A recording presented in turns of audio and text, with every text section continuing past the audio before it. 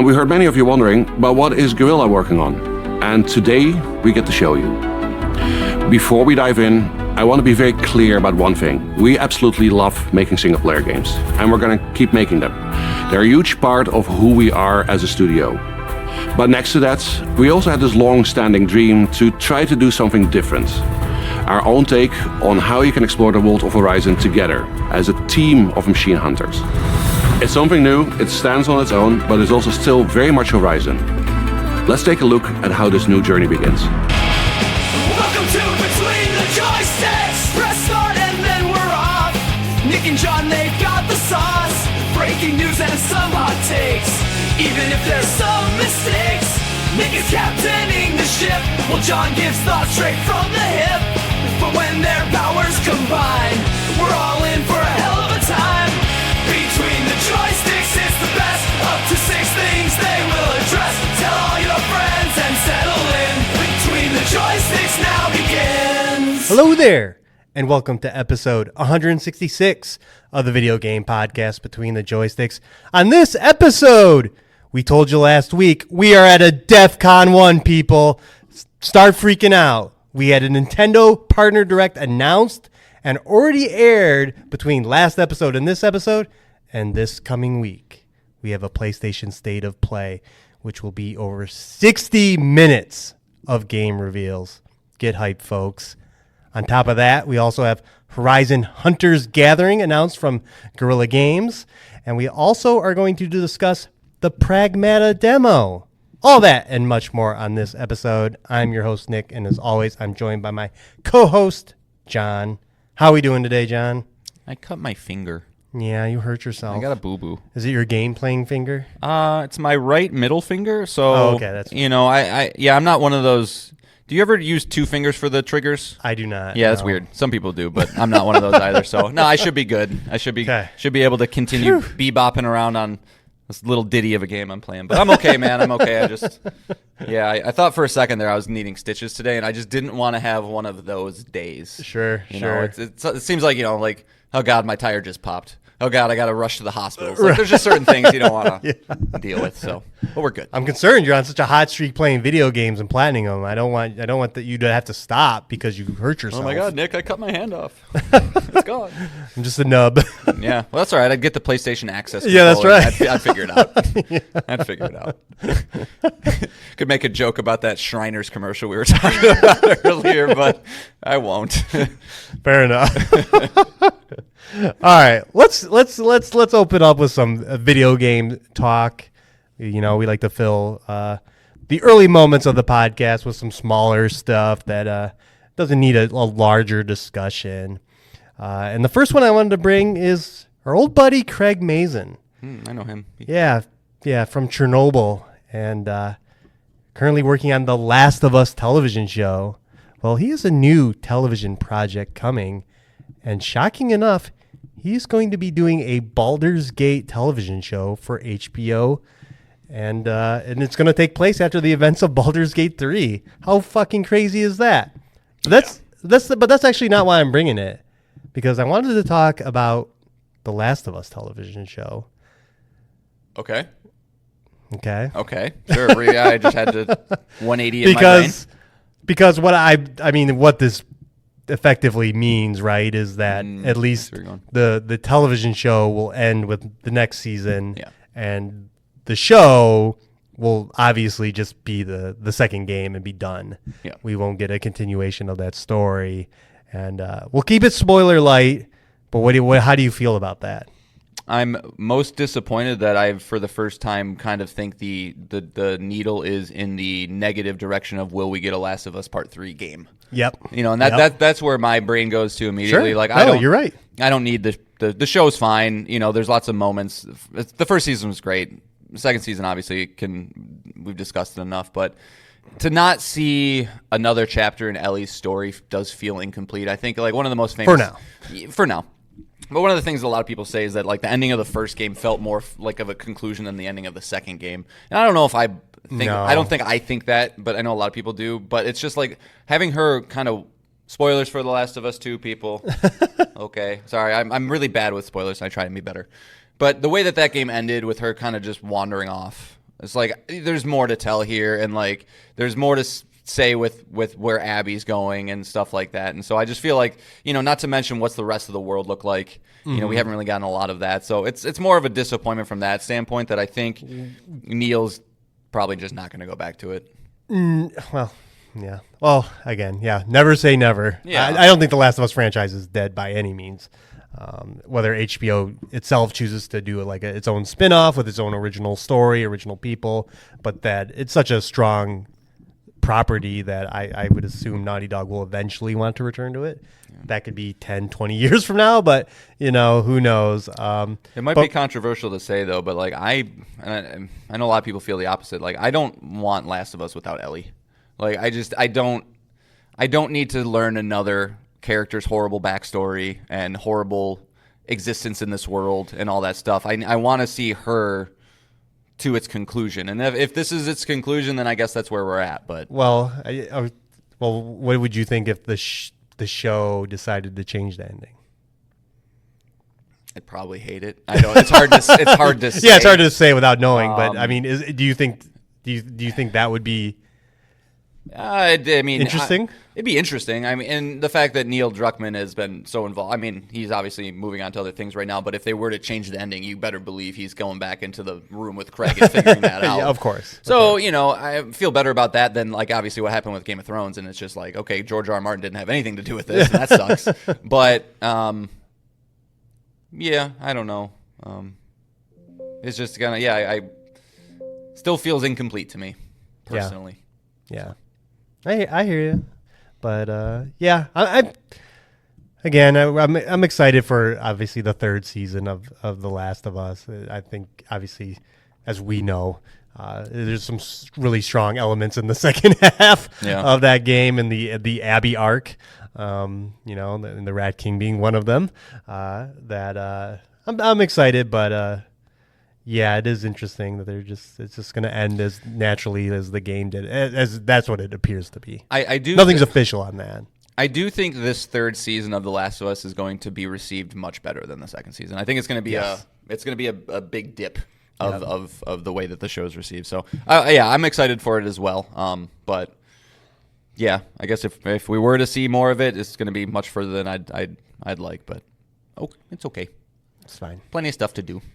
Oh yeah, there is plenty. Like the next thing I wanted to bring up, and that's play Overwatch. No. Overwatch. No. Today is dropping the 2. They're just going to be straight Overwatch. It seems to be like a relaunch, a soft relaunch. Doing the Goat Simulator and just skipping straight to 3. We're going to forget about 2. Exactly. Dropping the 2. It's just Overwatch now. They're getting 5 new heroes today. They're Overwatch is a 10-year-old game this year, which is fucking wild. Time flies. Mm-hmm. But I just wanted to mention it. It's not enough to bring me back. Again, the game's old. I've had tons of hours in it. Two streaks of playing it a lot. A snapped disc to show for it. A snapped disc. Yeah, that's how my first Overwatch.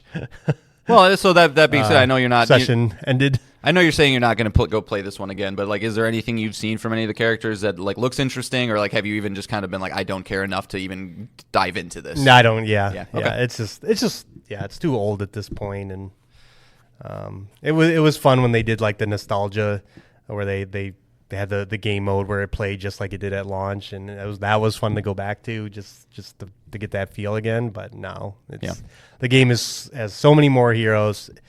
It's tried all these different things to be like, relevant, for 10 years. Mm-hmm. They have like subclasses and all this other stuff I just have no idea about. And I'm just like, nah. Well, and you have a great replacement to go to if you do have that itch in Marvel. Right. Like, you wait for the Cyclops to drop in that, and then you can get your little itch. Right. Or whatever. Yeah. Not the Cyclops is a confirmed thing, folks. I'm just, that's Nick's boy. Yeah, exactly. And again, and the looming shadow of GTA, which is a game that's online mode will just take over. That is the next thing. Or is it? As we'll talk about later in the show.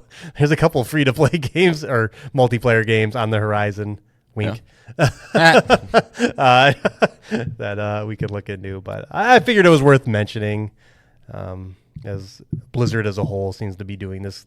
They're kind of relaunching all their brands. And Blizzard needs a new one. When's the last new Hearthstone? I mean, well, Overwatch, I guess. Yeah, Overwatch. It's still just the newest franchise that they've ushered in, and it's like I know companies change and companies evolve, devolve, but yeah, it's just for the king. They were the kings of the industry for 15 years. Yeah, and it's just like, okay, we're kind of on year 10-ish of just derivative sequels and DLC kind of packages. Ubisoft's problem right now. You guys gotta bring something. You need something. Well, there are the rumors out there that someone is doing like a shooter in the StarCraft universe. Yeah, that could work.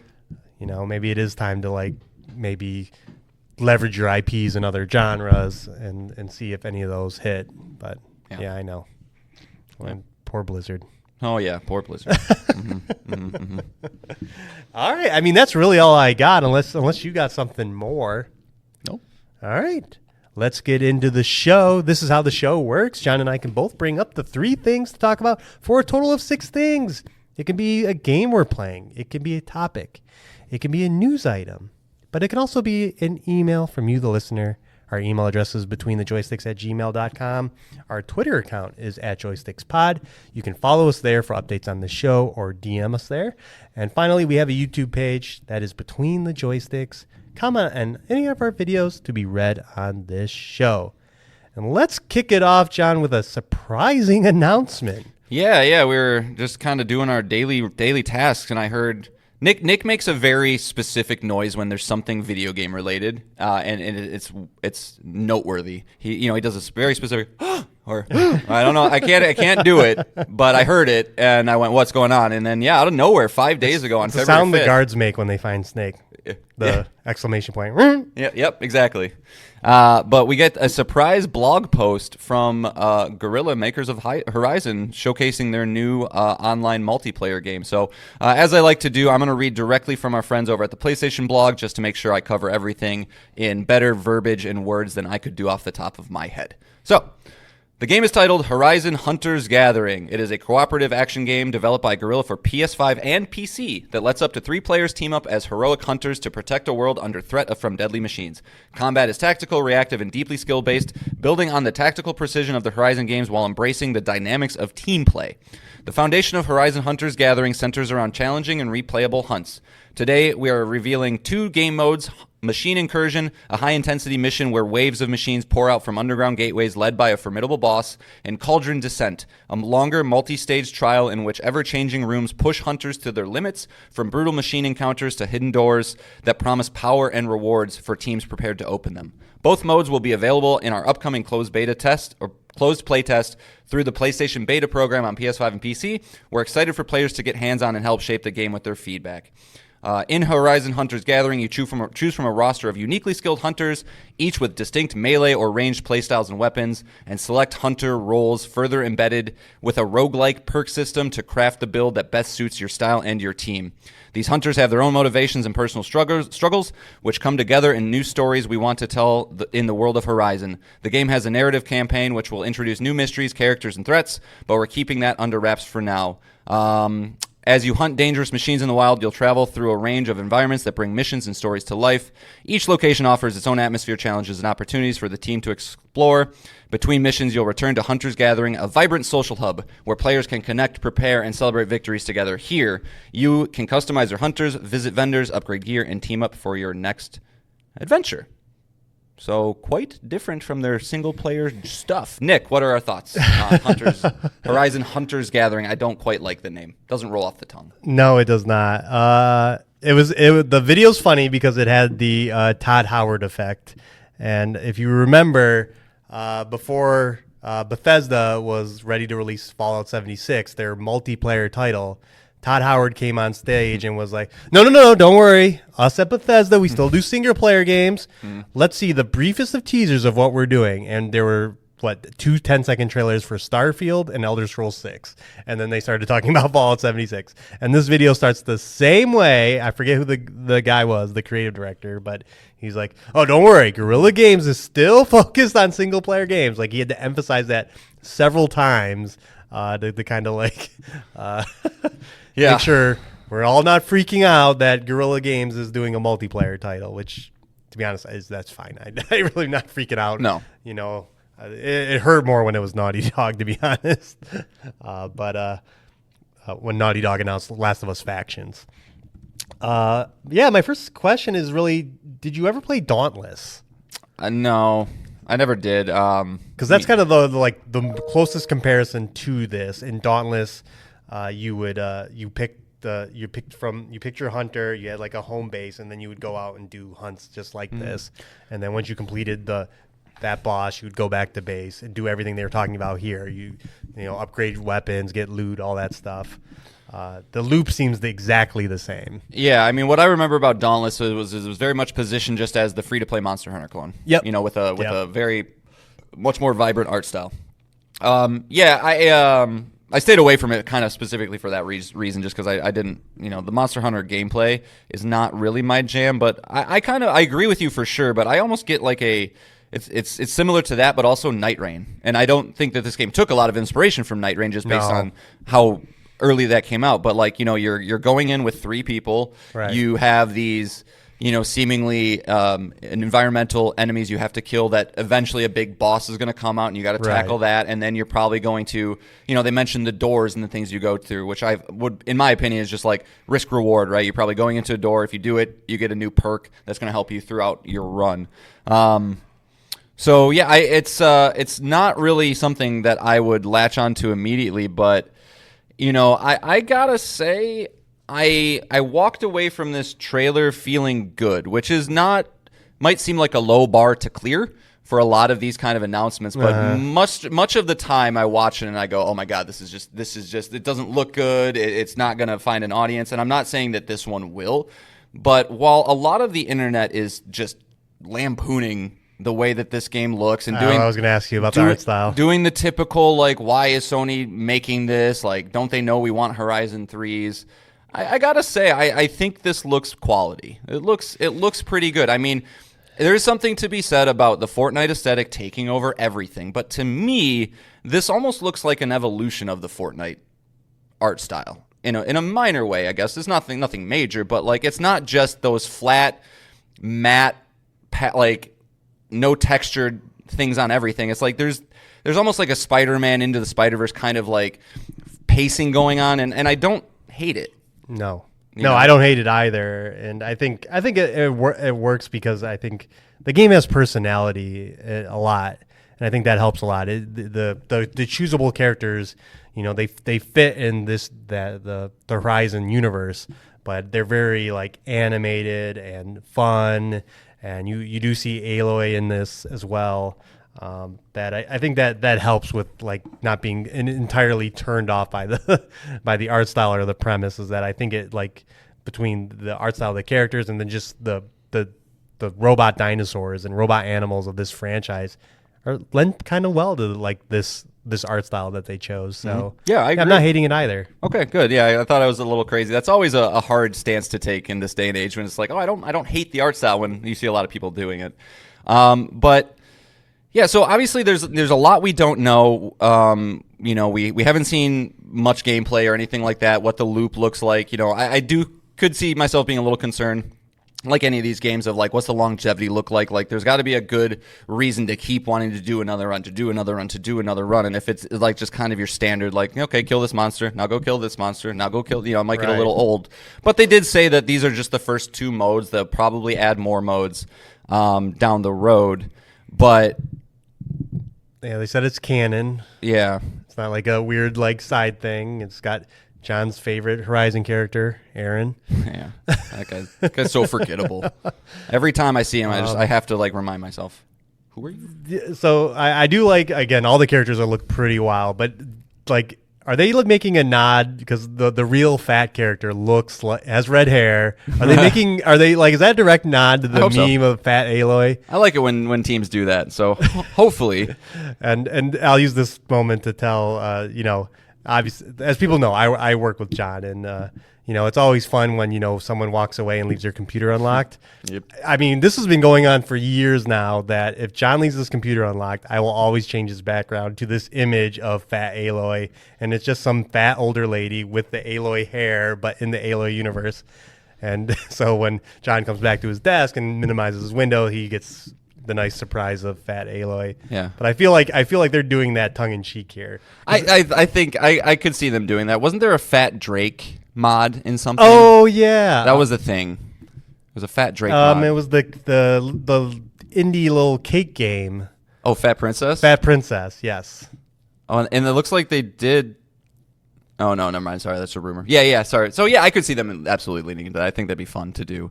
But I did want to at least. I'd be loath to not mention. I just want to read some of the comments on the PlayStation blog because here we go. Because I just need to call people's nonsense out when I see it. Sure. So this is Good just luck. a sequence of comments. I love Horizon, but this looks awful. Next comment. Yo, this looks really fun. Not gonna lie, can't wait to try it out.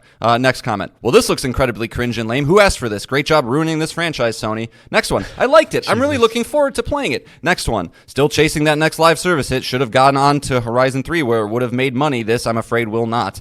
And it's just... And then this last one that I hate. I feel like your art director forgot their audience or your producers are too busy chasing trends. Why does this not look like a Horizon game and instead it looks more like Fortnite 8 Horizon, then vomited it back out, and then Unicorn violated it. Even the gameplay looks like magical explosions from another game. Why isn't there any tactical positioning and flanking going on? Where are the trip casters and traps? Why isn't there any showing of the team coordinating to bait a machine into a trap? Why does this look like it's targeting children under the age of 15? I have so many questions. You guys had one job, and it's just like... It was just shown. It was just shown. It's not out. You don't know any of the specifics. I understand having a reaction to the way it looks, but calm down, K's Eternal. Like, what are you doing, man? And first off, yes, it was made for 15-year-olds. Either get over the fact that that's what a lot of these games are. Gen Z's growing up. And don't play them if you don't want to. That's fine. Mm-hmm. But, calm down. They're going to make Horizon 3. It's only been 3 years since Forbidden West. What did he say when the Lego game was announced? I don't know. I don't know. He does have Cloud as his picture, so that's these are the people you keep company with. Oh, okay. Okay, I get the Cloud people, huh? Okay. But then the next one is 5 years I've been waiting for the next Horizon game. First off, it came out 3 years ago. Shut up. And of course, Sony has to disappoint me yet again with another cartoonish live service game. The first Horizon game didn't sell over 20 million copies because people wanted a multiplayer experience. I regret buying a PS5 so early on, and I definitely won't be buying a PS6.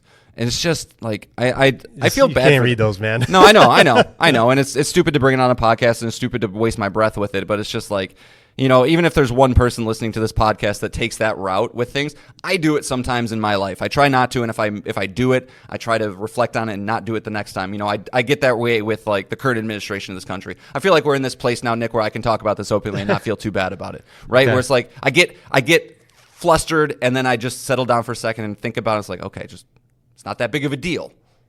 Focus my energy elsewhere. Right. Yep. Which is probably what I should try to be doing now, to focus my energy elsewhere. Well, and because with comments, you just don't know who's on the other end, and it could be a 15-year-old kid, and sure, you can be a little piece of shit. I don't. Yeah, for sure. It's just whatever. I just I think this is this isn't, in my opinion, another Concord or Fair Games. This is look, this is kind of an established formula of a game with an IP we have access to. Yes, I think the whole team is on it. Guerrilla is, but they've been working on it for longer than just the 3 years since they stopped working on Forbidden West. And let's just, I don't know. Yeah, Sony's gonna continue to make first single player games. Let's not worry about it. Right. They have a really good year of those coming up here, as we'll talk about. But yeah, no, I'm with you. I mean, I signed up for the beta program. I want to at least check it out. I think Horizon lends itself because it is so similar to Monster Hunter. It really is. Yeah.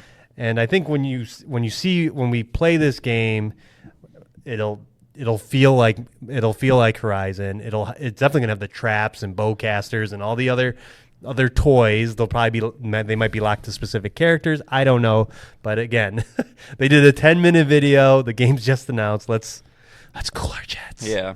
I mean, and I think it'll be, this newfound Jon that I'm discovering of I think I don't mind multiplayer games if they're not sweaty, and this hanging out with some buds, scanning some dinosaurs, trying to knock pieces of armor off and then doing it. I mean, that could be cool. Right. But I do want to end on this last thing, and then we'll move on to the next topic. But do you find it weird the way they announced it with a state of play the following? Why do that? Does that make sense? Look at where my cursor is. Oh, why announce it before the state of play? We're on this. We're simpatico. Yeah, I mean, that was a little strange. Why do that? I think because they had to get ahead of it because they have to explain what it is. And I feel like in a state of play, people would have even a 60-minute state of play, I think if you just gave this game 3 minutes, it wasn't enough. Well, it would be. Yeah, you're right. That's a great point. Reaction would be so negative because people would be. Obviously, people are kind of upset about it, and then if you had less explanation from the creative director on like, we are doing single player games still, guys, like, but we're passionate about this. Right. Yeah, you'd have people freaking out. Good point. Right, and as we'll get into when we'll predict the PlayStation State of Play, like Sony has a lot of games this year which will have to show up at the State of Play in some fashion, and need explanations. You know, like Marathon is hot to come out. Marathon's probably getting a significant chunk of the State of Play. It should. Yeah, I think that there's just a lot coming this year to cover, and is like for a game we know nothing about, get ahead of that, get a good explanation of what it is, get people to sign up, and I still think it'll show up in the State of Play, but it'll be like sign up for the beta kind of thing, and just this. I mean, dude, like it'll be interesting. Like remind me in 10 months, but let's. This could be one of those like most. We covered all of our bases Sony years ever. Like we have Marathon and Horizon, which could, it satisfies our multiplayer section pretty well. We got Saros and Wolverine coming out, and that's all we know of so far. I mean, so you got 2 huge single player games, hopefully 2 multiplayer games that people find success with, and then if there's like Tokon Fighters coming in the back end too, it's like, dude, you got a lot to look forward to. So let's try and just understand not all 4 of those need to be for you, but just find what you like, and there's a lot of good stuff coming. Right, exactly. And to everyone's point, it's like, the single player games are coming on top of this, so let's see. But I think John and I will check it out, and we'll go from there. We'll at least do the beta program. I mean, if there's how reasonable, we can send it out now. Who's our favorite fan? Who wants to be our third? if somebody wants to, send us an email. Let us know. Hit us up on PlayStation. Well, make sure you sign up for the beta program. Do that first. Yeah, you should sign up for the beta program. I did it to try and get into Tokon. It's super painless. It's not like you're getting messages from PlayStation all the time and it's annoying. There's no reason not to. Right. So sign up for it. And if you guys want to join, be our third, let us know. Okay. All right. So we're good to move on? Yeah. All right. Yeah. As discussed last week, we were at a Defcon 1. We had said that, hey, a Nintendo Direct is imminent, a State of Play is imminent, and here we are. Both those things are coming. Or one has come and gone. The other one's coming. But, the Nintendo Partner Direct was announced the day after we recorded for that Thursday, February 5th, and came and went. It was a Partner Direct, so a focus on third parties. And what we got is a 30-minute look at random indie games and whatnot. But I wanted to ask you, John, when Nintendo announces this, a Partner Direct, like, what are your expectations going into it? It's the lowest of any show I have that I watch. Like specifically Nintendo Directs as a whole, even unless if I know they're going to talk about the next Zelda or something huge. Right. Every time I go in with low expectations because there's just so many things that can factor into their presentations, whether it's ports of old games, weird Japanese shit. Maybe you got some even trailer for an IP of a show or movie they have coming out. You just never know. And so I go into these hoping to see 1 or 2 things that I go, oh, yeah, sweet. Specifically indie games. Yeah, right? Indie games are obviously what shine with these for me. Like I don't care about Nintendo's big stuff really, with rare exceptions. Right, and it's understandable. Nintendo is playing catch up, right? They launched their console years and years after the other one, so they highlight all the games they're getting, and it can be a little eye rolly at times. But I did want to start here. We'll give John his limelight here. That something crazy happened. I should have known this was happening with his favorite franchise, which he's been saying now. Yeah, I think I can finally declare this. But and I should have known this was happening. So when Silksong released, I think they said that there was an upcoming Hollow Knight 120 frames patch coming out. I just never thought that maybe that could also be a brand new SKU of the game. And so, when they did the Hollow Knight Switch 2 edition, I was like, okay, that's cool. They did all the FPS and all that stuff. And then the rumors came out that like, oh, PS5's getting one too. And then Nick made his weird video game noise again thing when we were working later that day. And he goes, but it was more of a, because I think he was worried that I was going to auto pop a platinum. Yes, and that was my initial. Because so basically, might as well have. My roundabout way of saying yes, they announced a PS5 version. Well, they announced a Switch 2 version, but also now a PS5 version of the original Hollow Knight. I didn't auto pop my trophy, which I'm so grateful that didn't happen because I'm already about 20 hours in to my next run of this game, platinuming it again. And honestly, dude, like I thought. When they released it, I was like, I'm going to turn it on and see how I feel. Maybe I'll do it down the road or not. And I just immediately went. I just immediately took off. Yeah, you did. And love it. I told you. Love it. It's because when you log into a PlayStation, it kind of gives your friend activity. And it was like, John has played Hollow Knight for the first time. And I was like, that is a lie. Bullshit. That is a fucking lie right there. But...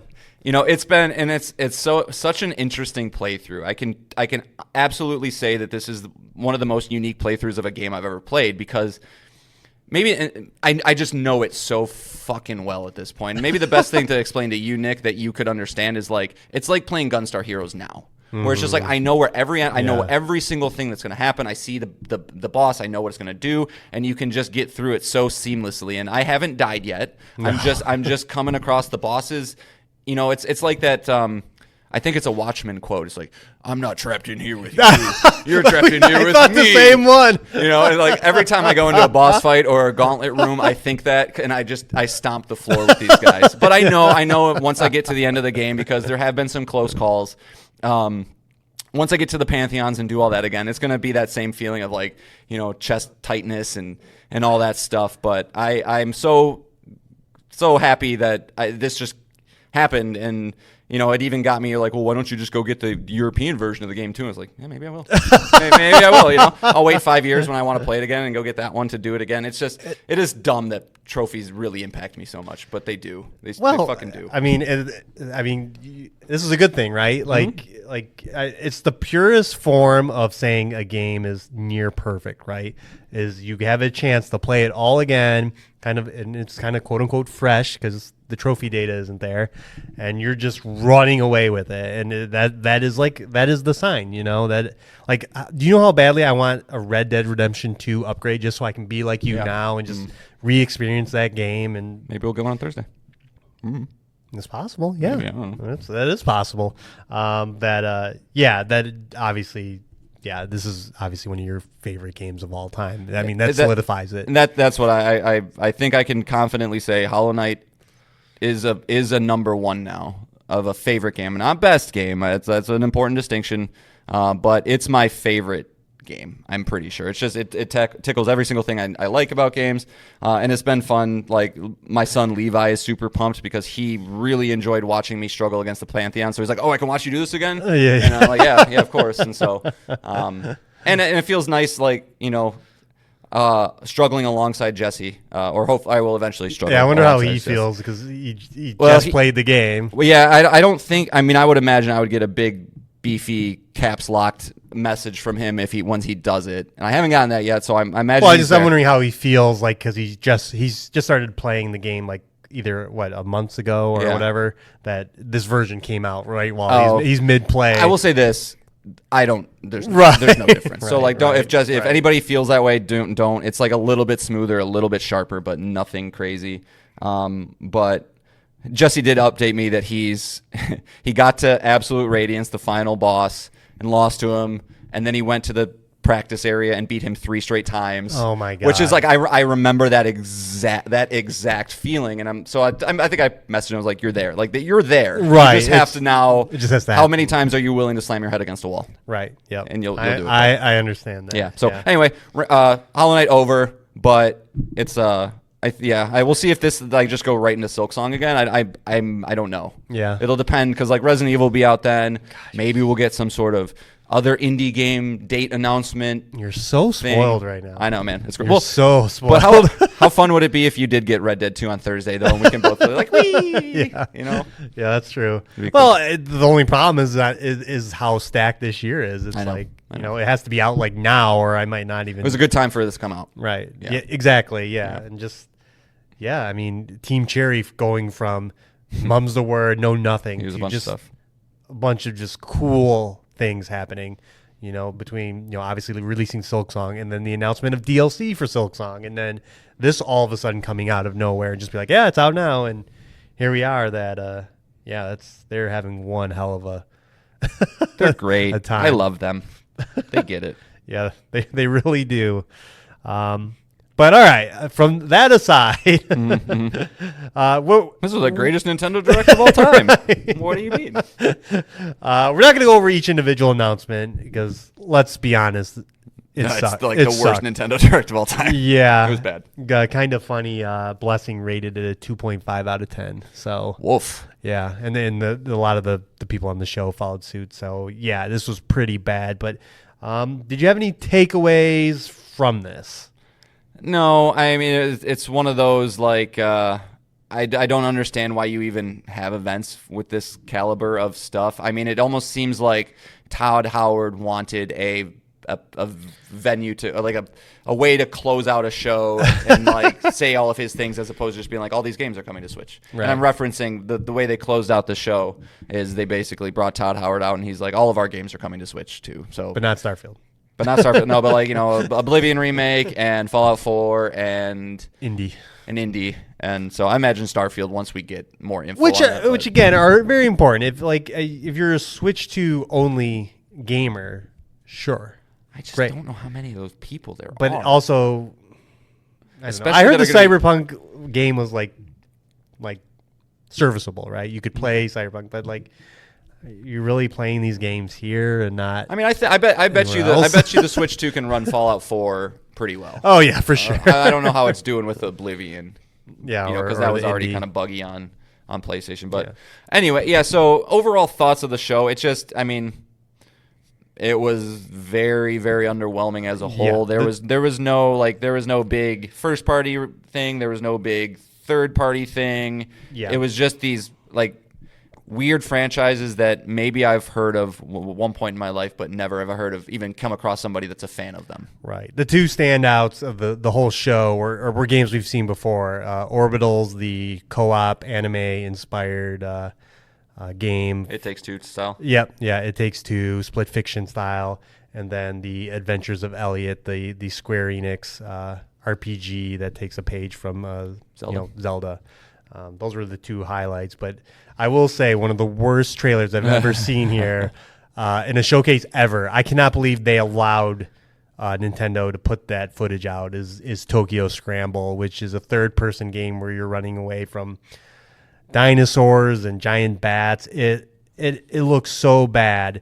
There was one part in the trailer where she's running toward the camera. A dinosaur comes behind her and bites her, and she just falls over all awkwardly, and it's like nothing happened. Yeah. Like there was no animation for the dinosaur to like take it into her mouth or anything, and I was like, you let that clip get out? It kind of goes to my point of like, I don't understand why this thing happened. Like, and then why show that? And then they show, if you remember, they showed the clip where like one person can be controlling the camera, one person controls your movement, one Yeah. person controls like your item usage. Cool idea for maybe a different kind of game. Yeah, exactly. It was so bad.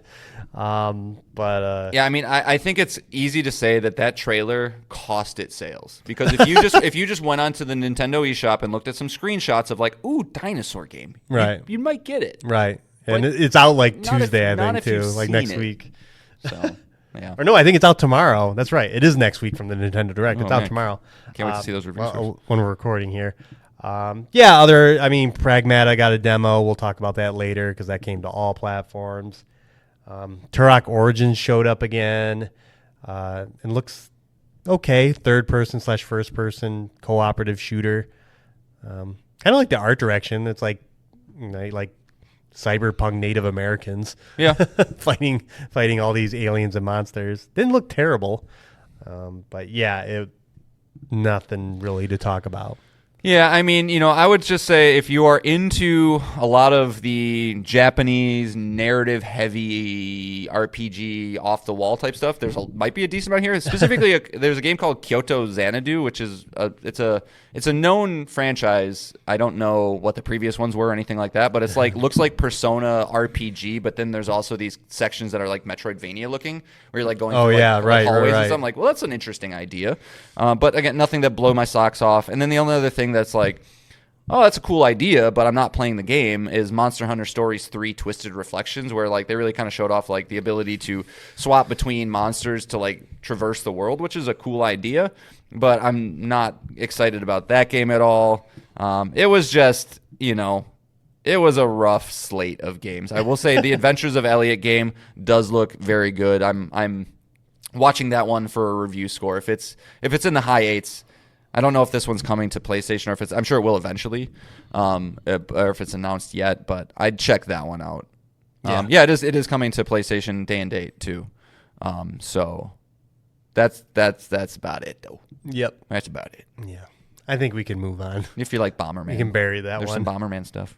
You like yeah. You like there was that Bomberman Bomberman collection. That's fine, but it's not, not a showstopper by any means. No. But let's move on to the big thing.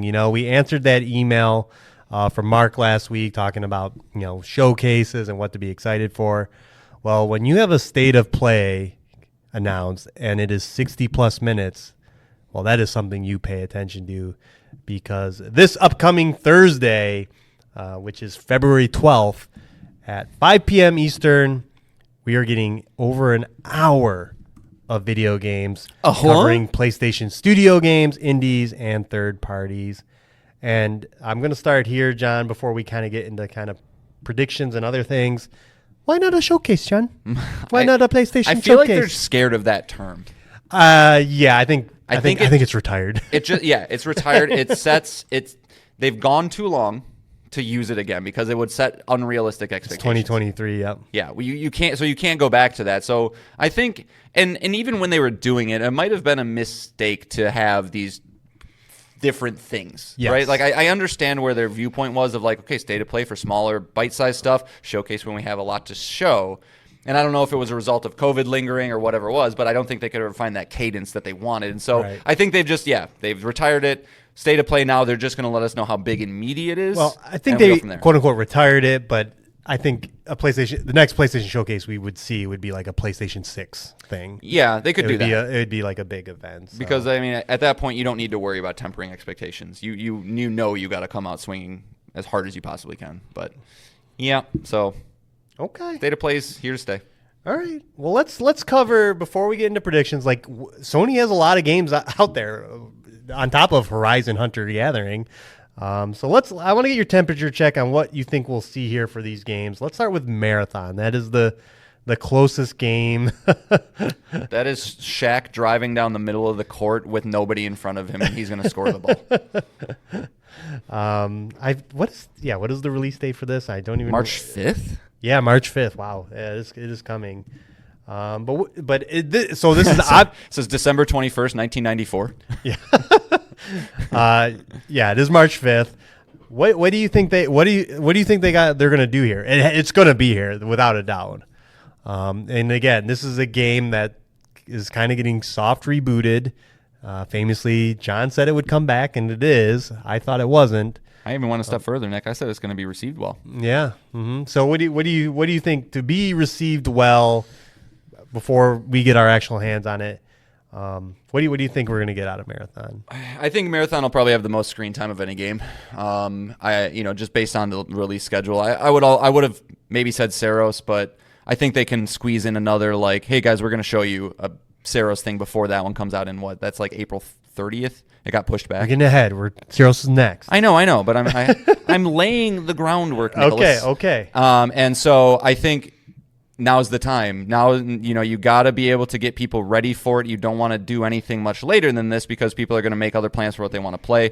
But I think you see probably a good 5 to 10 minutes of a longer play session of a match with somebody kind of explaining the differences and things that they've implemented or since their first reveal, right? We're obviously on the other side of Arc Raiders. There's a lot of great things that game's done. I've talked about on the show. I wonder if we'll get that fake gamer session where they act like they're playing the game. I They'll be hope not. Like, oh, I found something cool over here, and then you get to see the proximity chat and like other things like that. I get it from a business standpoint, but I hope not. It's hard to pull it off and not look bad. I just want to see the game in action, right? I want to see them.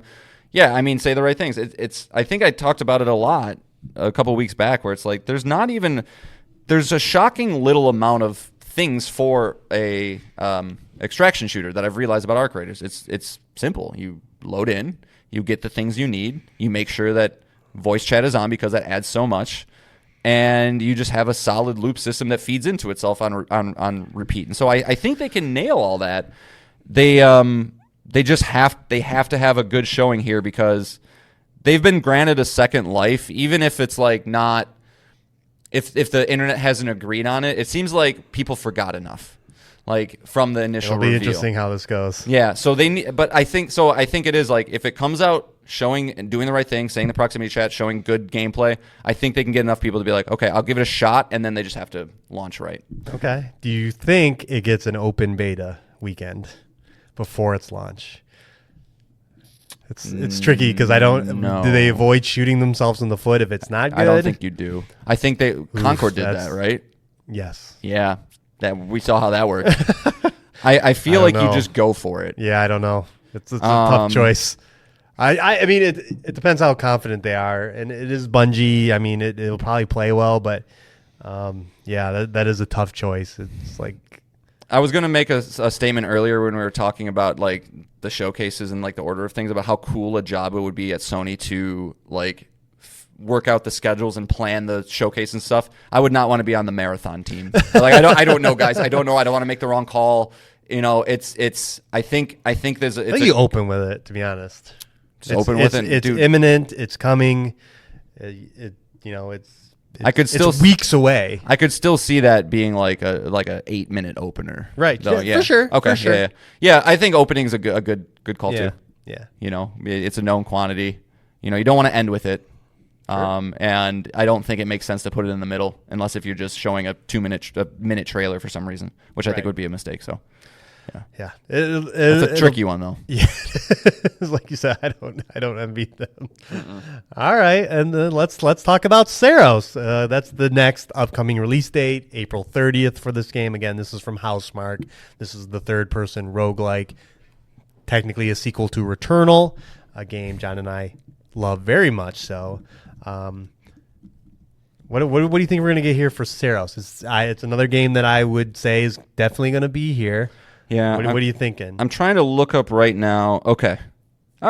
Yeah, I think I want to backtrack on what I said. I do think Marathon will probably get a little more time, but like Saros is definitely the other game that they want to focus on a lot here, right? I think this could be your second to last game, maybe. I don't know. You save hopefully like a new announcement, but I'm looking up when they did the Final Fantasy 16 Focus State of Play, which was about 2 months and 10 days before release.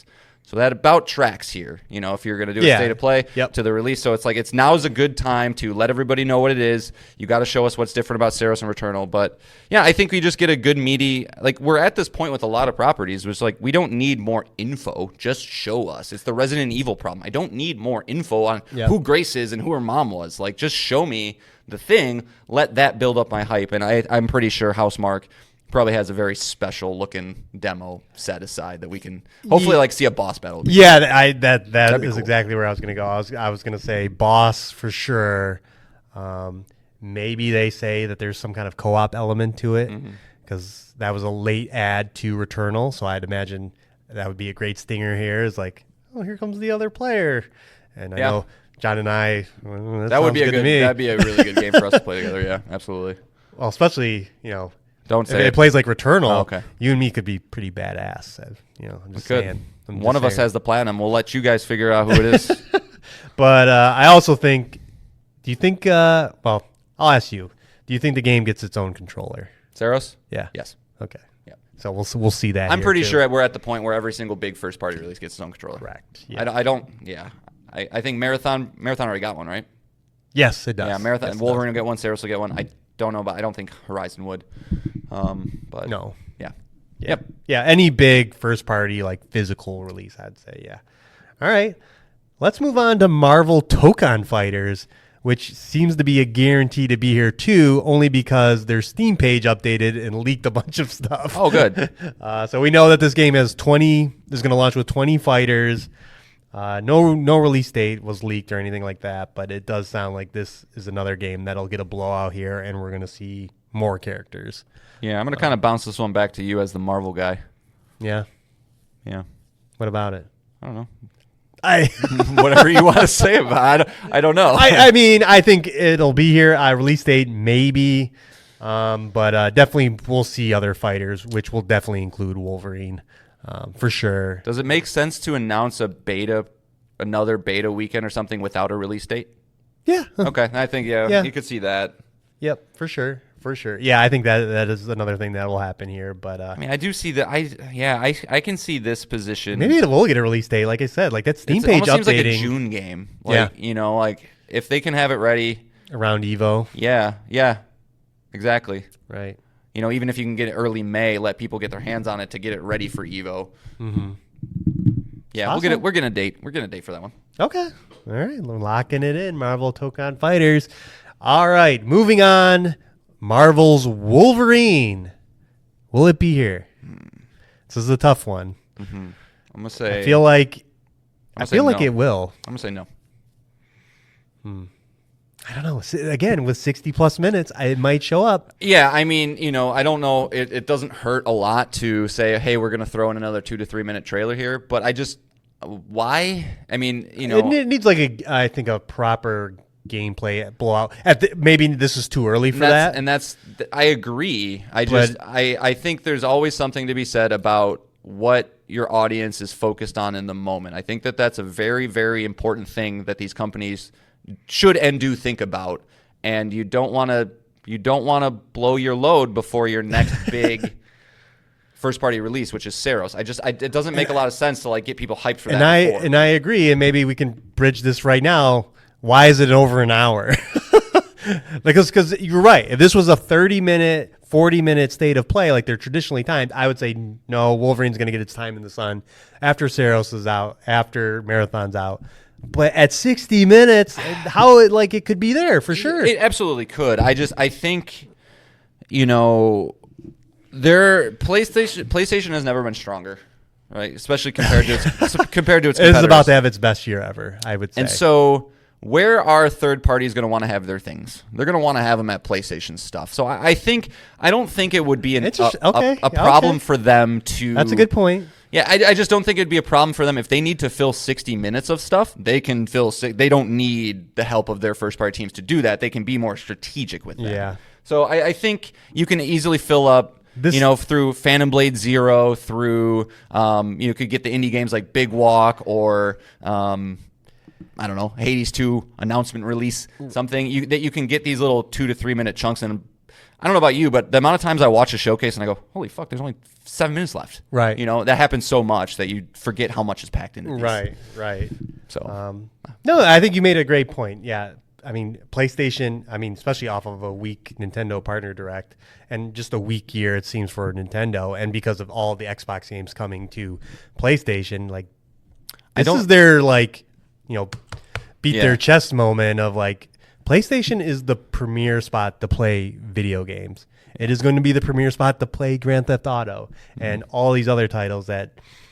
Yeah, you're right. I mean, do we ever see a world again where Xbox has, with maybe the exception of E3 time, I think they could pull it off there, but more than once a year where they actually have people coming to them to announce their things? It just doesn't seem like it, right? When you think about the developer direct, it's like, okay, sure, we can get 1 or 2 companies, we'll give them some money, and then they can get their time in the sun.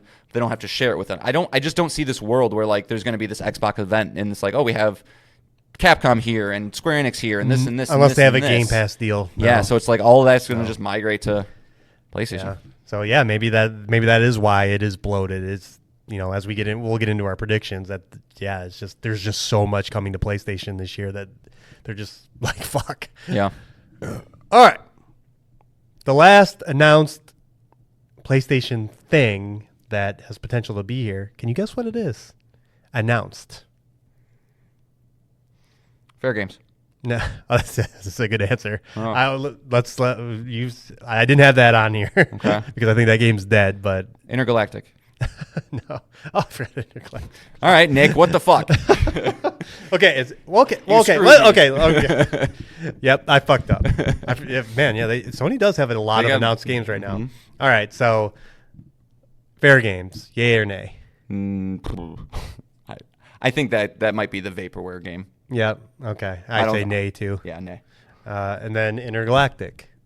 I want it so bad, but nay. I could see that. It's too early. Like, yeah, I think there's too many. Intergalactic is either the September State of Play, which always has a big game in it, or the Game Awards, kind of thing, and then for next year. Yeah. No, I didn't have either of those. Okay. I had the Ghost of Yotei Legends mode. Oh, I have that in my predictions. Okay, so you think it's going to be here then? Yeah, I'm feeling it there. I it's think, time. Yeah, we're 4 months past. You can't, again, timing is everything in this industry. It's a good sweet spot of trying to entice people back if they left it, and you're not going to entice, I think, Nick or I. No. But I know people did really like the first one, and low risk project. Show it, right, and we move on. It's a great add-on to Ghost of Yotei. Yeah. But do you think it's its own separate thing? Do you think this will be a mode you can play without having Ghost of Yotei? I think they'll follow the same path. Okay. I don't see why they wouldn't. I don't remember anything negative about the Ghost of Tsushima Legends mode when like from the press or anything. They're like, this is great. It's its own thing. It's not. It was free, but you could pay for it. You paid for it eventually. I think it was one of those like it's free for a while. I think it came out as like an add-on and then eventually became its own thing. Kind of like Red Dead 2 had its own separate SKU for its multiplayer. Or it was like it was free if you owned the game, but if you didn't own the game, you could still buy it separately for like $20. Right. So, but yeah, I think we get that here. Yeah. Yeah, I think so too. All right, and that's kind of all I got because those are the announced games.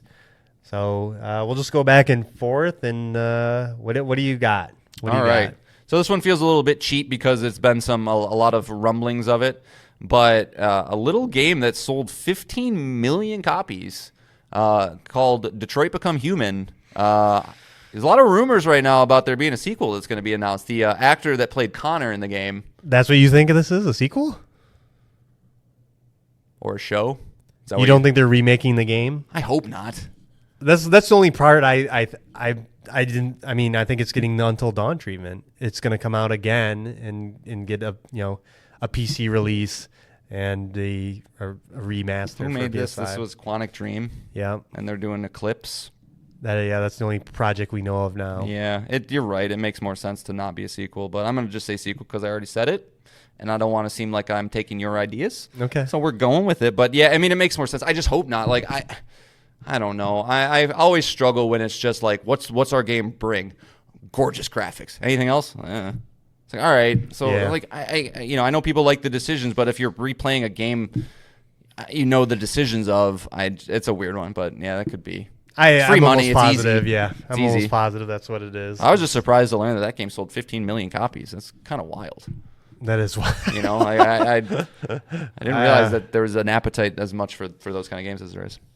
Yeah, I'm not a big as someone who's played Detroit Become Human, Heavy Rain, and Beyond Fahrenheit 4 or 5. I did not play Beyond Two Souls. What was the one you just said? Fahrenheit? Fahrenheit. Oh, Fahrenheit. 451 or whatever it was. Yeah. Sorry. Like Fahrenheit. Now that was their best game of all of them. Really? Not Heavy Rain? I know people typically. No, I did not like Heavy Rain. Jason. Heavy Rain is ridiculous. It's so dumb. Yeah. That for sure. I mean, it's being teased. I can imagine, but I do think it is just the game's coming to PlayStation 5. Where it's everything. That's what I hope. Everything's getting remade, but Bloodborne. All right. I know. Stop it. Yeah, and that's like I hope that we don't have a lot of filler of that kind of stuff, but well, it's 60 plus minutes. There's going to be that lull for sure. You're going to get it. So, all right. My first prediction is obviously this month RE9's coming out, and we just saw it at the Nintendo Partner Direct, but it's going to be here too, and I think it is because they're going to announce that the demo is out, and you'll be able to play the demo that the press has been playing. The whole the Grace segment with that freaky thing following you around. Okay. I think that's a lock to be there. Yeah, probably. They love to have that game show up. It's both awesome that they wait to announce those games for so long, but then they just cram that 5 months with shit, don't they? Yeah. It's like, God, we know we're there. We get it. Yeah, and maybe they'll do they'll reveal Ada's in the game, and I'll just eye roll. Or something stupid like that. But I think RE9, because it's about to come out, it'll show up. Okay, good. All right. I said it earlier. I'm going to say it again just because we're willing it into existence. But it's time to finally get a date for my beloved Hades sequel. I need to play it. Oh my God. I mean, that's all I really want out of this day to play. That's not true. I want more than that. But it's a game that needs no introduction from this podcast. Nick and I are both itching to play it. It's been out everywhere else forever. It's been on PC for a year and a half through early access and all this stuff. Like, I don't need to play it now. It doesn't need to be shadow drop, but just tell me when. And I think it's time. There's some people that say, Nintendo signed a year-long exclusivity agreement, which would push it out to like September. But nobody knows that. That's just people talking. Like, I don't think Nintendo's ever said that that's how it is. So it's time, man. Yeah. I'm feeling early March for it. Let's go. Stop.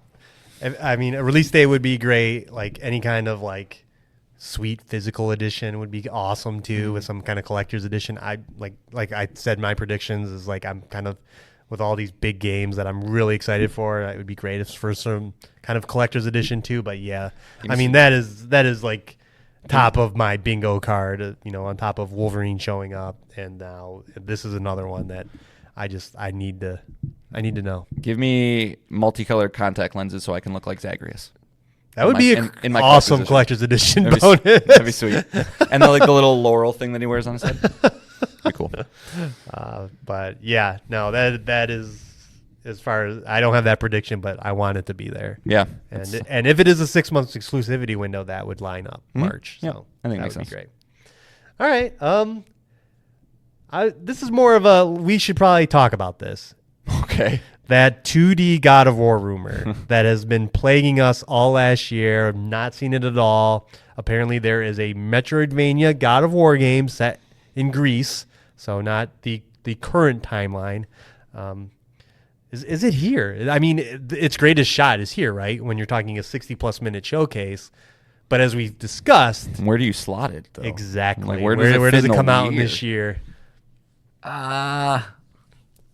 I don't know. I mean, I have it written down in my predictions too. So I say yes. I mean, it's worth talking about. It doesn't necessarily have to be there, but it would just like.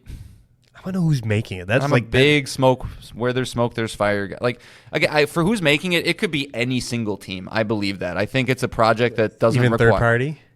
Like, what if it was Drinkbox?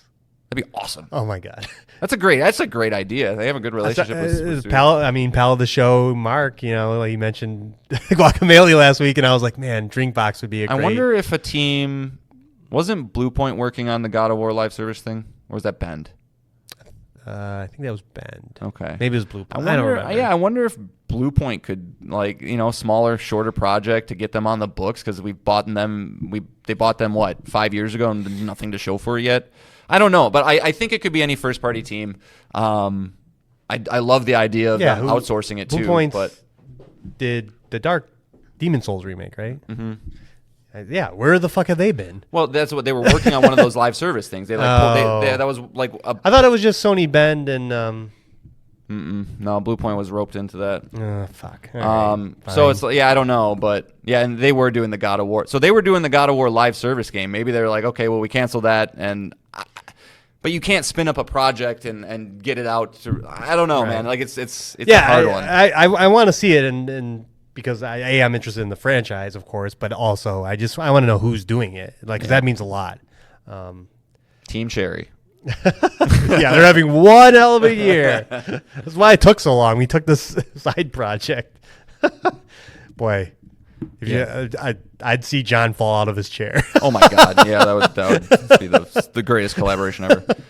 Yeah, I don't know, man. Like I do like that idea though of like them, tapping one of the good Metroidvania teams on the shoulder and saying, hey, what do you guys think about this? Drinkbox is a great choice. Looking at just some of the other teams that make Moon Studios wouldn't do it.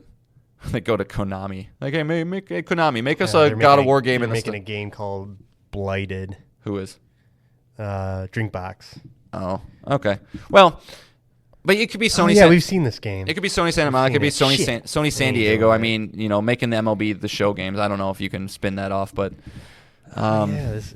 you should be keeping an eye on Blighted. I forgot about that game. It's like the Hades. Oh yeah, looking game. Mm-hmm. Yeah, we've seen it before. I No forgot about that. Well, but so yeah, I mean, to answer your question, man, it's rare that rumors get this much traction and then it turns to nothing.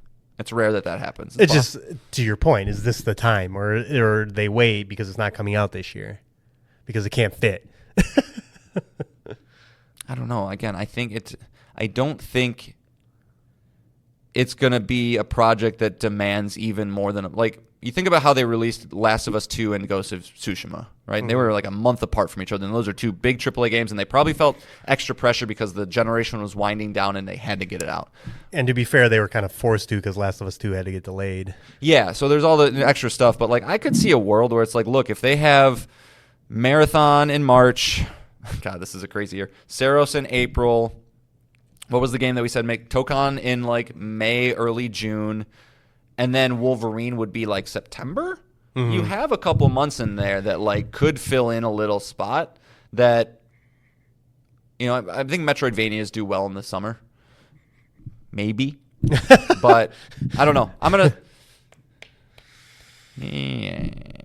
got to say no to things at some point, don't I? Right. I say yes to everything. Yeah, I feel like this is a no. I feel like it too. There's just a lot to cover from just PlayStation's publishing side that I don't think that this game would get. It does. ruined. I mean, it does. Unless it ended it or something. Ended the showcase, and that's why I don't think this game is of a caliber that they would position. Don't say showcase. Okay, that they would position it for a show ender. It's like a 2D Metroidvania, despite it being one of the biggest IPs that they have. It's just not a project that's going to get people riled up. So I think you could, you could get away with a Lost Crown type game, right, of a known IP with an art style that looks cool, but it's not really. It's kind of simplistic. Get good movement in it. Get a small team working on it. Release it. That gets a window of a month to shine, and then it's kind of okay, it'll be here if you guys want more Metroidvanias. Right. That makes sense, but I don't know. But it's probably a no. Okay. All right. Well, what else you got? All right. So speaking of third party, people that want to get in the zeitgeist of it all, I think it's time we see Okami 2 again. I want to see an Okami 2 date. I want to see an Okami 2 date. This was I don't remember when this was revealed, but it was probably about a year.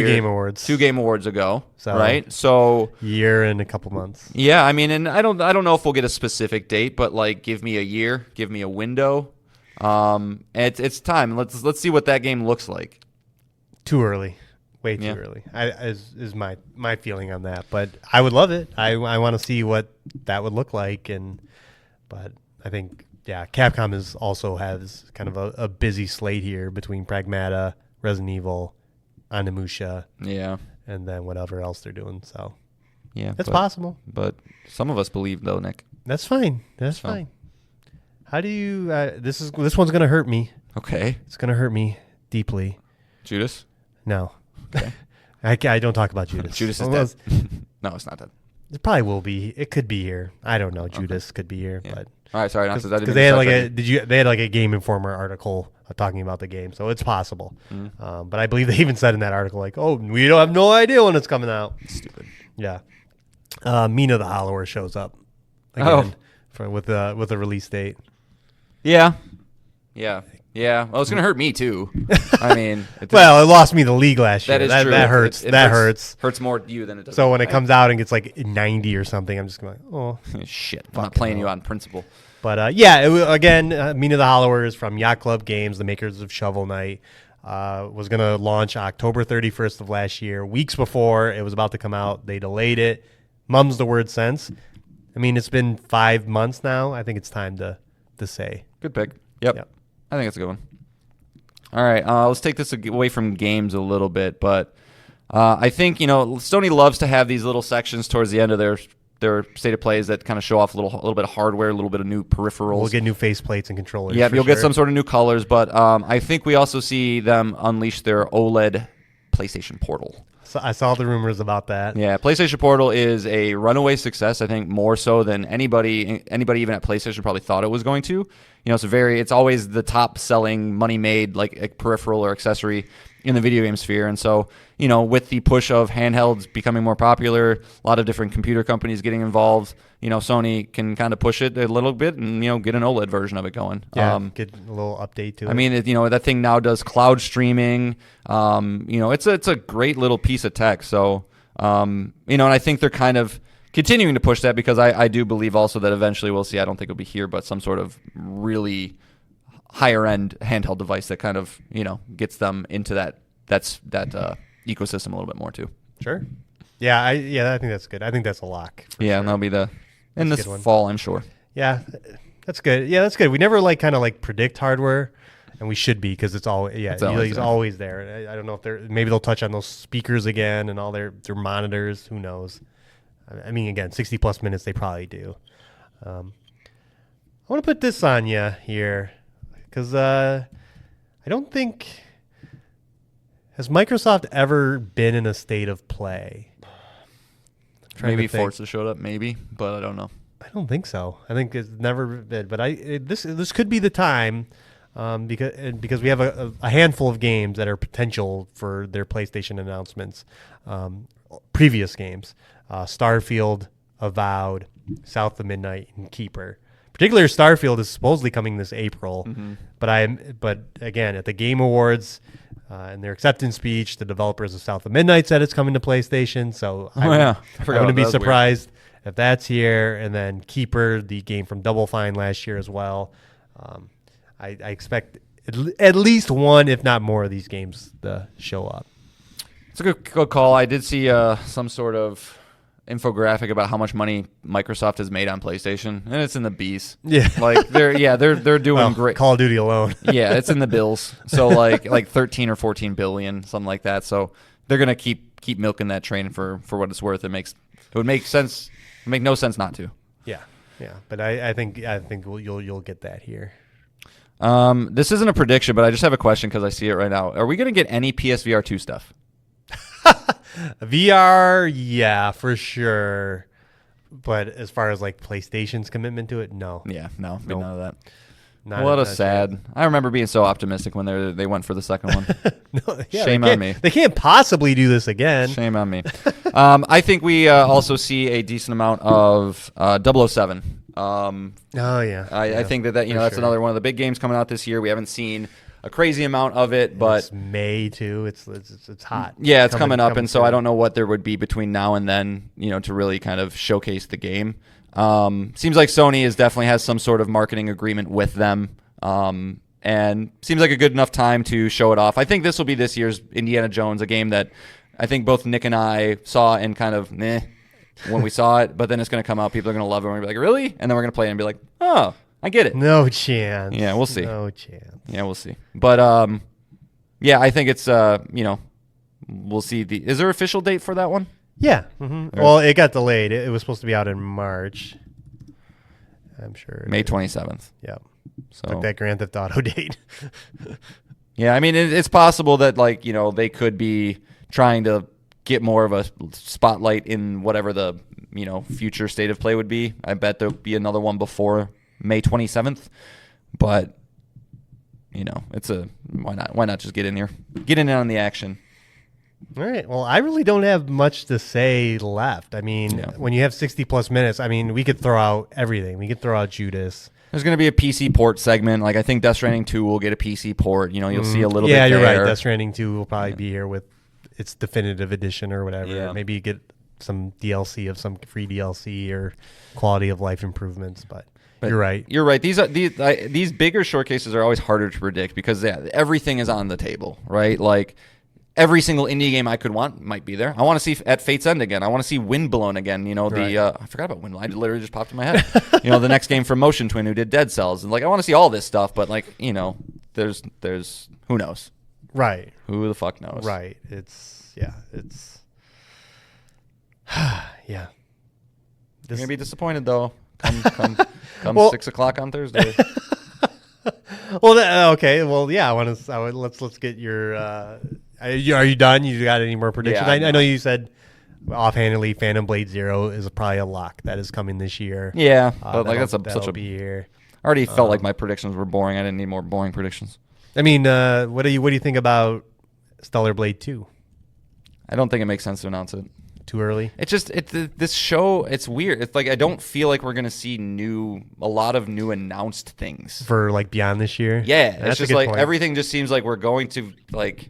It's almost like the opposite problem of PlayStation like 3 or 4 years ago. It's like, what are you guys working on? We don't know Right. We said anything. that on the Now we show. know everything, but projects take so much longer than they used to. We're just lingering here, and so yeah, I don't think we're gonna get a crazy amount of new games. I think that'll be saved for May. All right. Well, I have two questions for you. What about Sony Santa Monica? There's been some rumors. Some people have been talking about it. Do you think Sony Santa Monica, if they're not doing this 2D God of War themselves, we'll exclude that. Do you think we actually get what Barlog's next game is? I think that's also the next one. Okay.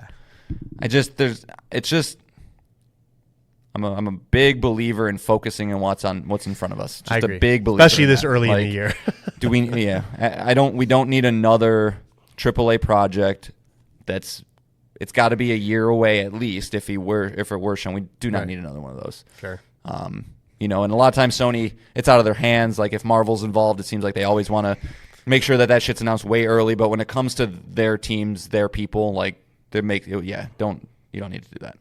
So I say no. All right. But this year we will see, Corey. All right, and then again, the next time we record, we'll be on the other side. But what is your hype level going into this? Like, if you were to rate it, like Pretty high. Pretty high. Yeah, 8. Yeah, I'd say the 60+ minutes is throwing me off, and probably again we're like you said, prepared to be disappointed at 6 p.m. But Always prepared to be disappointed. That never goes out the window. But like, if you want a little window into Nick and I's brains and how we look at this stuff, I was reading the blog post and it's just like, ooh, they said teams with an S at PlayStation, and then it's literally one letter that can get my brain to go like, oh, it's going to be a big one, Right. And so they included third party, indie, and first party. That's all the big things. Like, who knows? So I'm hyped. I mean, it's hard not to be. yeah, and when it's this long, how are they not going to have at least 5 like fuck yeah, I'm playing that. Yeah, it'll be interesting. I hope there's some good shit. Yeah. First comment on the blog post: PSVR 2 games incoming. Hopefully. Yeah, good luck, bud. Sorry, Dave 81. So, just sell it. Just drop it. Just drop out. Yep. Hopefully with some PSVR 2 games. Oh, Gosh, that's fun. people. Cool. I mean, we get pretty. Our predictions get pretty hyped, and while at least we're not that. You don't see me bringing Nier Automata 2 and Bloodborne 2 to these every single time. Right. But my God, I just want to make sure I'm watching it with you when anything Bloodborne happens next. Yeah. That's all I want. Even if it was just a remake. Yeah, because you remember the Dustbloods announcement, like, what is this? right. That's true. But yes, even That's a remake. true. Even a remake Okay. at this point, because I want to go back and, I mean, that's a like when you talk about backlogs and games you haven't beaten, I kind of have a weird platinum backlog too, and that's probably number one. I Right. should have that plat. Right. I should True. have it. So, but I haven't been wanting to go back and do the 30 frames a second version. So, All right. So we'll end here. Obviously, we'll watch this thing, and very likely the next episode will just be all about this because did you want to talk about Pragmata at all, or? Yeah. Oh, I'm okay. just Oh, okay. wrapping it up. Wrapping up. up We the can segment. Got it. maybe we'll talk Pragmata, and then we'll skip the last segment. We'll make that. I'm playing Cairn, as we talked about last week, but we'll push that to another week because we are running a little long here. But let's talk about Pragmata, the game coming from Capcom, coming in April. This is the game, a third-person action game where you have a little android girl that rides on your back. And the unique gameplay loop here is that you just can't shoot enemies. There's androids and robotic enemies, and you have to use this little girl to hack them.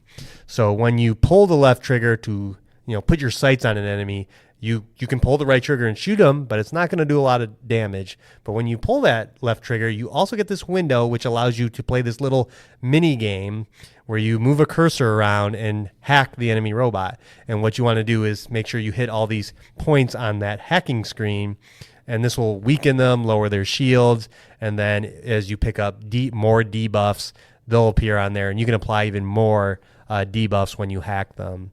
But and then the premise is, I don't know, you're stuck on a space station that everything went awry. It says, I just looked this up. After a massive moonquake, moonquakes, Hugh is rescued. What caused the moonquake? I don't know. Probably some Michael Bay shit. Hugh is rescued by Diana, and they must work together to survive hostile robots and uncover the truth behind the station's silence, ultimately seeking a way back to Earth. Yeah, and April 24th this is coming. But what did you think? This is, I mean, we saw this game a long time ago. Oh my god, so long ago. It was at the PlayStation reveal, wasn't it? Yeah, June 11th, 2020. Yeah, so long ago. The demo I completed in about 16 minutes. Yeah, it's not very long. So it's not very long. So pretty much my impressions are all going to be very surface level, basic gameplay stuff like that. Whenever I play a demo, the first thing I'm focused on is how does it feel? I'm happy to report it feels good. Yeah, it does. It feels good to move. The shooting feels good, feels impactful, and there's like even some quick dash mechanics and dodges that, kind of tickle my Dark Souls brain a little bit to like get out of the way of things that you need. Yeah, it feels very Dead Space, all because your character is like in his big heavy suit of armor, but yeah, like you said, like it feels like everything you do is just very deliberate. Even like the multiple different weapons you have, they're just like, they feel different, just kind of like how Dead Space did. And obviously the space, the way you can hover. I imagine there's going to be some kind of 0G segments in this as well. Yeah. That seems pretty heavily teased. Yeah, that was my initial thing. I was like, I'm playing Dead Space. It feels like Dead Space with a cute little android girl. Yeah. So I mean, from obviously the most important thing to me, it kind of passed the first hurdle, which is good. I think that the hacking minigame is a neat idea that I don't know if it's going to carry itself the whole way through. Because what I found myself doing at first, I was like, oh, I like this. I like that you use the face buttons as opposed to like a joystick or something to navigate it. It's like so you can kind of like stay in the combat mode that you're in. But what I found eventually, once you start to unlock the different debuffs and longer pathways, I wasn't focused on anything. I was just like, how do I get there as quick as possible? Right. How do I get there as quick as possible again? And like, like any game, you learn the systems, you learn what works, you learn what doesn't, and maybe that fleshes itself out. I will find it surprising if there's a lot of nuance to that system. Yeah. Maybe there is. I hope there is, but it just didn't. It was hard, and that's kind of why I want to say like 16 minutes. It was hard to get much more than a very surface feel for right. it. What is a challenging combat encounter like? When you got to hack like 10 enemies on screen, or do they not do that at all? It's just this deliberate, like smaller personal combat sessions. What you'll probably get is you'll probably start to get areas on the hacking grid that are damaging. If you go over it, you get damaged or it disrupts you, and so you got to like not be so quick. You got to be more deliberate. But we'll see if that one works out. I don't know how sold I'll be on the story. And that's you can see all of the plot beats coming. Yeah, and if right, I was gonna say because like let me guess. Okay, so they got to find a way back to Earth. He finds a way back to Earth, but then like maybe the people on planet Earth are already dead, so it doesn't even make sense to go back there. Did something happen on the it's just like it's probably gonna be all the same kind of things. Did you ever see the movie with John David Washington where he's got a kid so very similar to this, an android kid? Mm-mm. What's that called?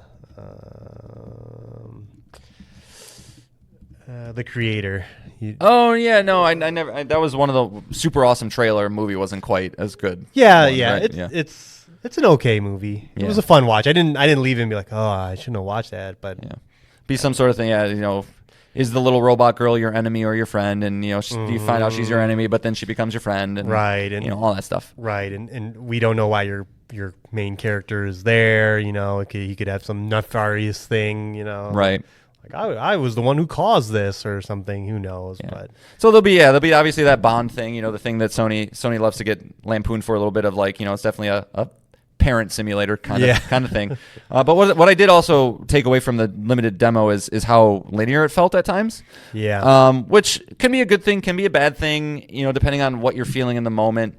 That's not to say the entire game will be that way. Towards the end of the demo, you kind of get this area that seems to open up, and maybe to Nick's point earlier, there's 0G, and you can kind of start to just navigate and go where you want to go, and it operates in a different way. But I think ultimately what I would say after playing the Pragmata demo is it didn't move the needle upwards or downwards for me. It kept me very, okay, well, we'll see. But I don't think that this game is going to be a surprise 9. I think it'll be one of those okay, it's a solid game. It's low. It's 82, 83. 15 hours. It does a lot of good things, but don't expect replayability. Don't expect it to become your favorite game. Don't expect to really see much of a new experience short of the hacking system. Which, again, when you complete the demo, obviously it mentions how fast you did it and how you get a special ending to the demo based on how you did. I don't know what the factors were into that, but when you see stuff like that, you're like, oh, I bet you this main game is short, kind of like a Resident Evil game, and you'll get the same kind of end game screen and be like, oh, you in this run you were B, and then you can replay it again and get S rank and get unlockables, kind of the Resident Evil formula for their shorter games, yeah. I don't know. Yeah, it's a game where I want to know what 15 hours looks like, not 16 minutes. yeah. But yeah, so it's I don't know. I want to look forward to it. I want to play it when it comes out, but between the plot points of it's we took over we tried to colonize the moon and then a virus took over. You can kind of feel what's going to happen, and if the gameplay doesn't evolve in a satisfying way, you might get to the end of the game and be like, all right, let me just get over with this. Yeah. But I still will look at those review scores on release day, and if they're good enough, I can tell you this for sure. I guarantee you pal of the show Will is going to get this game, so we can probably play it from him if need be, because that man plays everything. So, yeah. Yeah, it's an interesting idea. In theory, right? The whole idea, it's just not a third-person shooter. It has this extra element to it, but is that element going to feel great, again, in longer play sessions, further in the game, more enemies? Because at some point, when the game had, I think it had 2 robots and one of those, turret robots, I was like, okay, this is getting my screen is just busy. Yeah. I have this big hacking screen on, and I'm trying to dodge and point at the enemy at the same time. That, it just felt busy. It was very satisfying though. So you start with a pistol with 6 shots that just it looks infinite ammo. You just got to reload, but then you can pick up shotguns and probably other. I will say when you get a shotgun blast, a up close robot is I fucked you up. Dude. Yeah, I fucked you up hard. Yeah. So lots to like. Check out the demo. Make a decision for yourself. It's super short, which I kind of always cringe when a demo comes out because I want to play you, but you're gonna take up my whole night. I don't want that. And then I was like, oh, I'm done. Cool. Yeah, I think a lot of people feel that way, which is why I think a lot of demos are doing the whole. Oh, you can carry this over into the main game. It's either carry it over or short. One of the two. Yeah, exactly. It'll be interesting, but it's releasing in a stacked year on top of everything. Yeah. So. Should have came out in 2023, they first said. 2022, I think, maybe even. Yeah.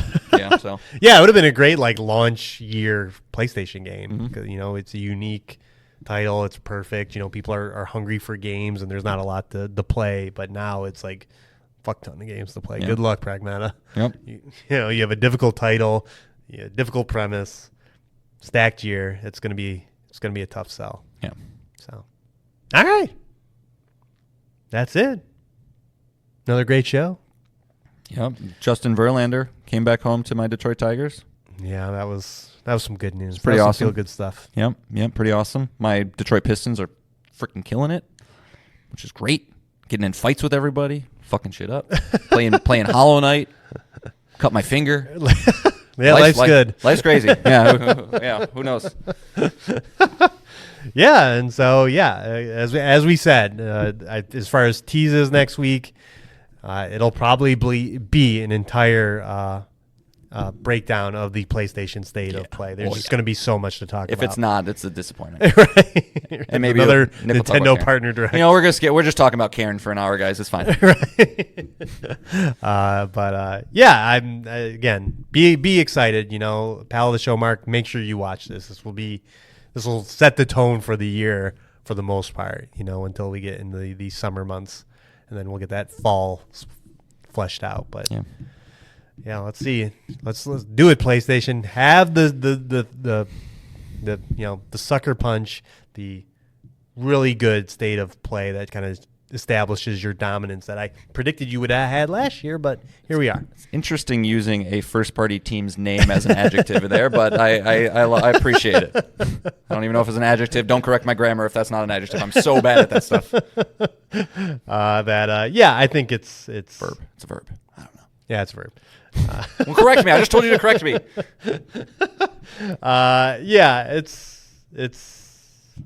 This is. I think this will be special. You'll find something there for you. And Well, so I said 8. Are you at a 9 then? Hype factor? yeah, I'm always above because I do. I just put it. I get in my head. You sweet summer child. And My little baby boy. as you get older, you get jaded. There's not a lot of things to be excited for, and especially with the internet because they spoil everything. If a trailer comes out, I already know who appears in the trailer before I even watched it because either the thumbnail spoils it or freaking IGN just posts a fucking article like, oh, it's no big deal. Like, oh, this trailer features Magneto and Cyclops in it, and you're just like, oh, okay. Well, that's kind of a big. That's the punch. That's the thing. Yeah, that's the thing that matters. So when you can watch these things live and be there, I'll be there sitting with John as we see things for the first time, and we don't know what to expect. So it'll be fun. I'll have a good time. Yep. So Let's get a pizza. all right, Yeah. let's lock that in. Yeah. All right, we thank you for listening. What do you think of the PlayStation State of Play? Write in after it airs. Let us know your highlights and lowlights and overall thoughts. BetweenTheJoysticks@gmail.com. We love to hear from you guys. Other than that, thank you for listening. Take care of yourself. John and I are doing that. Bring it full circle from last episode. Mm-hmm. Taking care of ourselves. Cutting fingers. Yep. Well, yeah, other than John cutting his finger, but I got another doctor's appointment this week. John's got another dentist appointment this week. We're putting the time in, taking care of ourselves. Yeah, Feels John's so- thrilled. Yeah. I don't want to go into dental stuff right now. I'll talk for 5 Sorry, I didn't want to minutes. bum you out. No, you're good. State of Play. Get hyped. Yay. And yeah, of course, we'll be back next week to cover that State of Play and break it down for you and give our thoughts and impressions. Until then, bye-bye. Bye-bye.